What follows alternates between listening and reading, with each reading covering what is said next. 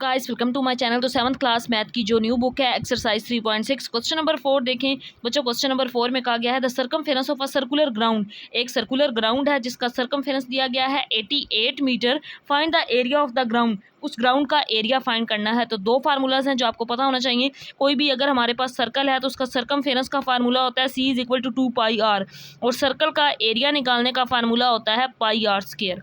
तो ये दो मेन फार्मूलाज हैं जो आपने हर सूरत याद कर लेने हैं। तमाम तर क्वेश्चंस में कहीं ना कहीं ये यूज़ हो रही होती हैं। अब सर्कल का सर्कमफेरेंस यानी कि ये C सर्कमफेरेंस है, इसकी वैल्यू दी गई है। कितनी वैल्यू दी गई है? 88 metre. Find the area of the ground. हमने मालूम करना है इस ग्राउंड का एरिया। तो हमें पता है एरिया किसके इक्वल होता है? पाई आर स्क्वायर। पाई की वैल्यू हमें पता है क्या होती है? 22/7। अब आर नहीं है तो हमने पहले आर कैलकुलेट करना है, तब हम एरिया फाइंड कर सकते हैं। तो आर कैलकुलेट हम कर सकते हैं क्योंकि सर्कल का सर्कमफेरेंस दिया गया है C = 2 पाई आर। C की वैल्यू दी गई है 88, 2 एज इट इज़, और हमें पता है पाई की वैल्यू होती है 22/7। यहाँ से हम आर की वैल्यू फाइंड कर सकते हैं। तो 88 = इसको मल्टीप्लाई कर देंगे तो जवाब आ जाएगा 44/7, और इसके साथ यहाँ पे आर। तो क्रॉस मल्टीप्लाई कर देंगे 88 मल्टीप्लाई हो जाएगा 7 से = 44, और इसके साथ आर।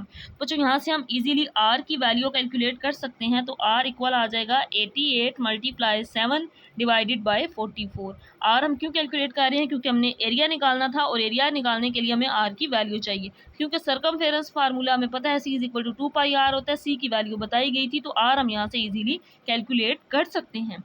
तो 88 को जब 7 से मल्टीप्लाई कर देंगे तो इसका जवाब आ जाएगा, मल्टीप्लाई करने से 616 डिवाइडेड बाय 44। तो रेडियस को ये जो वैल्यू आई है 616 डिवाइडेड बाय 44 करेंगे तो इसका जवाब आ जाएगा 14 मीटर। तो रेडियस आ गया 14 मीटर। तो अब हमारे पास रेडियस की वैल्यू आ गई तो हम इस ग्राउंड का एरिया निकाल सकते हैं। Area A = pi R square. R की वैल्यू है, पाई की वैल्यू हमें पता है 22/7, या हम 3.1416 भी लिख सकते हैं। तो पाई की वैल्यू पुट कर दी मल्टीप्लाई रेडियस का स्क्वायर। तो रेडियस की वैल्यू जो अभी हमने कैलकुलेट किया यहाँ पे 14 है, तो यहाँ पे क्या ले लेंगे? 14 का स्क्वायर। तो इस स्क्वायर को ओपन करेंगे तो 22 एज इट इज़। 14 का जब स्क्वायर लेंगे 14 × 14 जवाब आता है 196 डिवाइडेड बाय 7। तो ऊपर दो वैल्यूज़ मल्टीप्लाई हैं, इनको मल्टीप्लाई कर देंगे तो जवाब आ जाएगा 4312 डिवाइडेड बाय 7। इसको जब 7 पे डिवाइड करेंगे तो इसका आंसर आएगा 616 मीटर स्क्वायर। हमें पता है एरिया का यूनिट होता है मीटर स्क्वायर, तो यही इसका आंसर होगा। तो इस क्वेश्चन में दो चीज़ें थी, सर्कल का सर्कमफेरेंस बताया गया था, C की वैल्यू, एरिया हमने फाइंड करना था। इसको मैं अगेन रिपीट कर रही हूँ। एरिया मालूम करने के लिए हमें पता है फार्मूला होता है A = पाई आर स्क्वायर।